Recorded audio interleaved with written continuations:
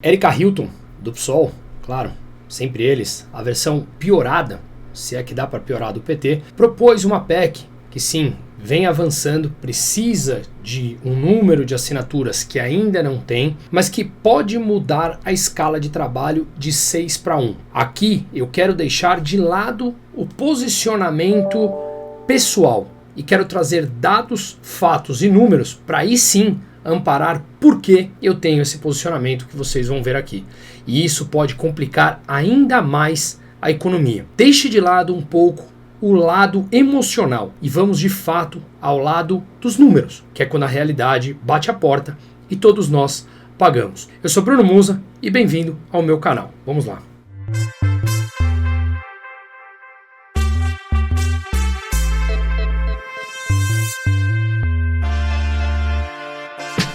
Erika Hilton, do PSOL, apresentou um projeto em que, se aprovado, acaba com a escala de 6-1.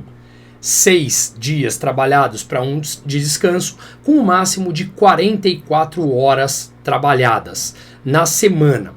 E ela quer mudar isso para 4-3, ou seja, 4 dias de trabalho para 3 dias de descanso. Conforme eu falei aqui na abertura, deixe de lado a parte emocional. A pessoa tem que descansar mais, a pessoa tem que curtir mais com a sua família. Tudo isso é super compreensível e, claro, faz todo sentido.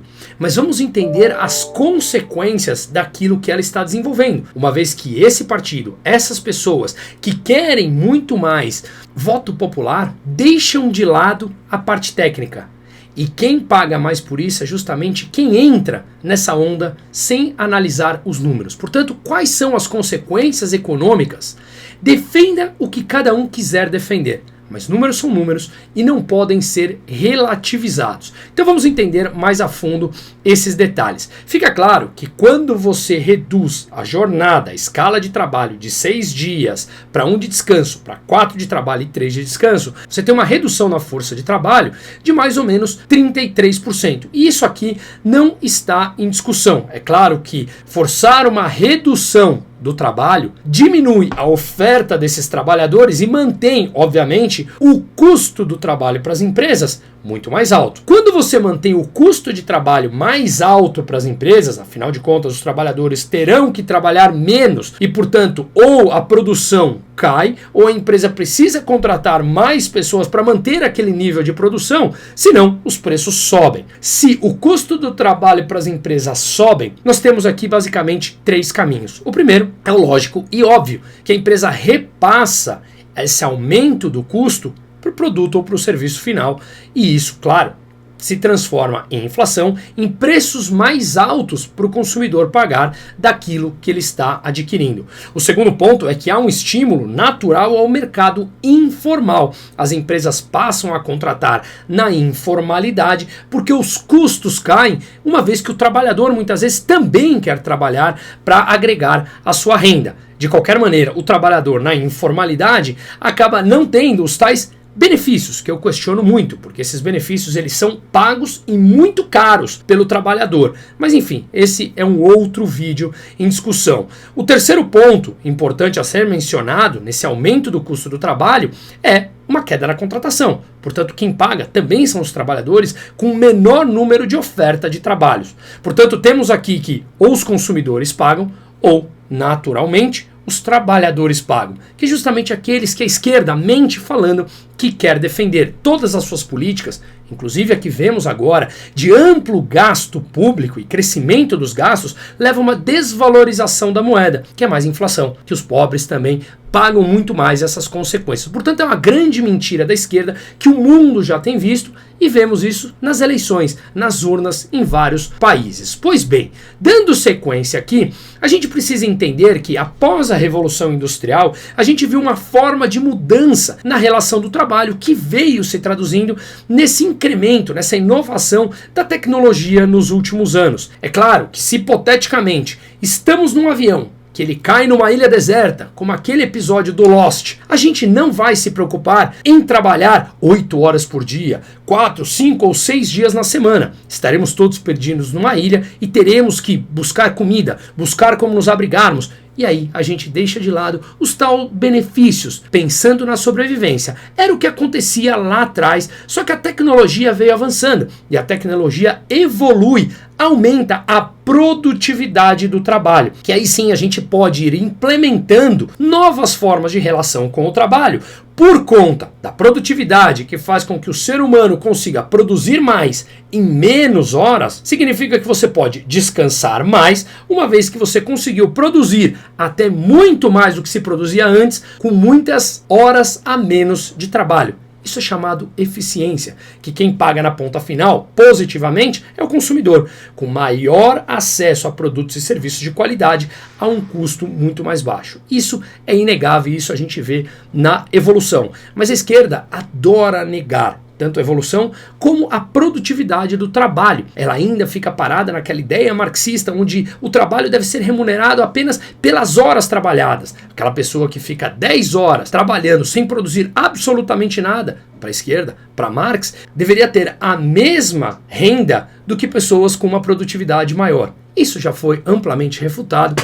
E, inclusive, tem esse livro aqui que chama Anti-Marx, que vale muito a pena, refutando com dados, fatos e números toda aquela tese que eles, a esquerda, ainda defendem, mas que simplesmente não para de pé. Mas vamos sair um pouco aqui do campo filosófico da coisa e vamos trazer mais números. Vamos analisar um pouco sobre a produtividade, ou seja, o montante de dólares produzidos por hora por cada trabalhador nos mais variados países. Aqui a gente consegue ver o que é a produtividade. Bom, olhando esse dado aqui, eu separei alguns países. Vamos lá. A Noruega, por exemplo, os trabalhadores produzem mais de 100 dólares por hora. A Suíça, 82,9 dólares, quase 83 dólares por hora. Os Estados Unidos, quase 74 dólares por hora. Ou seja, um americano produz, na média, quase 74 dólares por hora. Em Singapura, quase 55. Na Turquia, quase 44 dólares. Estônia, 37 dólares. Argentina, mais de 29 dólares. Chile, 28,4 dólares. México, pouco mais de 20 dólares por hora. E o Brasil, 19 dólares por hora. E a Colômbia, 17 dólares. Ou seja, estamos lá embaixo em questão de produtividade. Basicamente, você precisa de 4 brasileiros para produzir o mesmo que um americano produz. Você precisa de 5 brasileiros para o que um suíço produz. E assim sucessivamente. Portanto, vemos que a nossa produtividade ainda está amarrada ao passado. Claro, nós temos relação com o trabalho da época de Getúlio Vargas, dos anos 30. A CLT, que o próprio Lula falou que as pessoas não querem mais. Escutem ele. Eu fui no lançamento, na apresentação do projeto de lei, e eu fiquei boquiaberto, porque parecia impossível a gente conseguir aquilo. Parecia impossível, porque diziam, não, vocês querem atrelar os trabalhadores da CLT, os trabalhadores não querem mais CLT. É verdade que os trabalhadores gostariam de ter oportunidade de ter uma forma de trabalho que lhe desse garantias sem precisar estar na CLT. A vida inteira, a gente, quando está dentro de uma fábrica, a gente sonha em ser autônomo. A gente sonha naquele tempo que não tinha empresa de aplicativo, não tinha esse negócio de empresa criativa, não tinha microempreendedor, não tinha simples. Naquele tempo, o meu sonho dentro da fábrica era ser motorista de táxi, ou sair da fábrica e montar um barzinho. E o barzinho era sempre perigoso, porque eu poderia beber mais dentro do balcão do que vender. Então, não, mas agora as pessoas querem se virar por conta própria e não querem mais ficar preso à CLT. É claro, é óbvio, essa relação é completamente antiquada e não é mais adaptada ao trabalho. Quem não lembra, quando esse mesmo presidente antiquado, como eu brinco, o primata, falou que queria que os trabalhadores de aplicativos, motoristas de aplicativo, fossem regidos pela CLT. Numa pesquisa do próprio iFood e da Uber, 91% dos trabalhadores refutaram essa ideia, que eles não querem ser sindicalizados, nem tampouco ser regidos pela lei do trabalho, que hoje vigora no Brasil. Preferem ser autônomos ou até mesmo trabalhar na informalidade.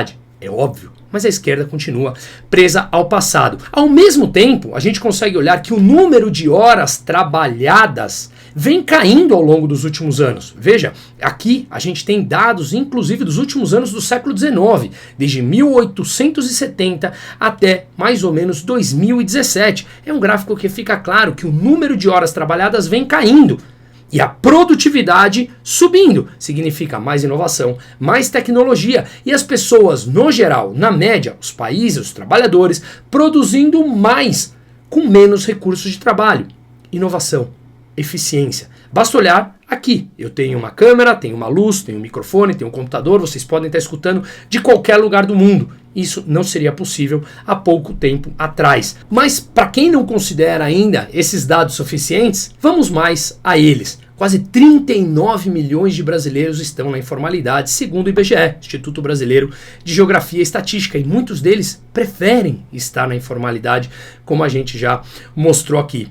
Um estudo aponta que 80% dos trabalhadores no setor de eventos são informais. Mas veja, olha que interessante nesse gráfico, e eu super recomendo seguir o deputado estadual, que é meu amigo, o Léo Siqueira. Eu não apenas sou eleitor dele, como me tornei amigo por ser eleitor. Tomei a liberdade de pegar esse gráfico de um post que ele fez no Instagram e super recomendo segui-lo. Segundo consta pela própria PNAD, pelo IBGE, o setor que mais tem trabalhador trabalhando na escala 6:1, a que a deputada Érica quer derrubar, é o setor de construção. Nesse setor de construção, a informalidade é de 60% dos trabalhadores. Quando olhamos, por exemplo, aqui o comércio, 40% dos trabalhadores estão na informalidade e não são todos, ou são um número menor de trabalhadores, proporcional ao todo, que trabalham na escala 6:1, segundo o próprio IBGE. E aqui a gente deixa mais um dado para refletir, para pensar como não tem sentido técnico nenhum esse projeto que ela está defendendo. Vamos a mais um, também retirado aqui do vídeo do Léo Siqueira. Quem não lembra, em 2013, portanto 11 anos atrás, que a catastrófica Dilma Rousseff implementou aquela PEC da empregada doméstica. Segundo ela, haveria um número muito maior de contratação e que o salário subiria e muito. Mas então vamos aos números? Pois bem, em 2013, quando essa PEC foi aprovada, nós tínhamos aqui 68% dessas trabalhadoras trabalhando na informalidade. O que aconteceu 10 anos depois, em 2023? Essa informalidade saltou para 75%. E também não houve aumento do trabalho, conforme a gente consegue ver nesse gráfico aqui, no total, entre sem carteira assinada e com carteira assinada. Portanto, mais uma tese, mais um populismo que, em números, não adiantou de absolutamente nada. 10 anos depois, e os dados estão aí. Portanto, há formas muito melhores para serem colocadas, implementadas, essa diminuição da carga horária. E tudo isso passa pela produtividade. E a produtividade, no mundo de hoje de inteligência artificial, tem tudo a ver com estudo, com educação. Coisa que esse governo, obviamente, não quer. Ele quer mais pessoas sendo escravos de bolsas para que ele possa simplesmente angariar votos, comprar votos através da distribuição de migalhas. Isso fica muito claro e todos os dados aqui estão refutando essa nova tese desse partido PSOL, que simplesmente tudo que vem deles fica fácil ser contra. Mas não basta ser contra nas ideias, tem que ser com os dados aqui. O ponto mais importante que eu defendo é a negociação entre empregado e empregador. Assim funciona nos Estados Unidos. E como sempre falamos, você não vê filas de americanos querendo entrar no Brasil ou brigando para ter uma CLT, mas você vê fila de brasileiros e outros países da América Latina e da América Central fazendo filas para ir para os Estados Unidos. Lá, o salário mínimo por hora está em $7,50. Se você trabalha mais, ganha mais. Se trabalha menos, ganha menos. É uma negociação direta envolvendo a meritocracia. E numa economia aberta, com menos burocracia, com muito mais liberdade, a economia flui. Portanto, as empresas precisam de mais trabalhadores que tenham um amplo espaço de negociação. Mas aqui no Brasil, a gente sempre fica pregando mais burocracia, economia fechada, mais obstáculos ao desenvolvimento. E para isso, você precisa criar benefícios, uma vez que dizem que os trabalhadores são explorados naquela ideia marxista, antiquada, refutada pela realidade, refutada pelos livros também já, a gente fica preso nessa ideia que não leva a economia adiante. Como não leva, você cria bolsões de pobreza. Para isso, aparecem os populistas querendo criar benefícios para angariar mais votos. É um círculo vicioso que, por fim, essa bolha começa a ser furada e as pessoas a perceberem que caíram numa armadilha ao acreditarem nesses políticos populistas. Lembre-se, você pode defender o que quiser, mas é impossível você não arcar com as consequências daquilo que você defende. E as consequências estão aqui simplesmente em números. É a mesma coisa que você quer emagrecer e seu médico fala que você pode ingerir 10.000 calorias por dia e que você não vai engordar.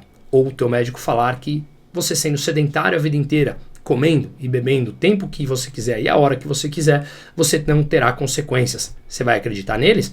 Ou a mesma coisa que seu médico também falar que você pode fumar a vida inteira, que está tudo bem. Quer fazer? Não tem problema. Liberdade, arque com as suas consequências. Aqui, a mesma coisa. Quer defender uma jornada de 4 a 3?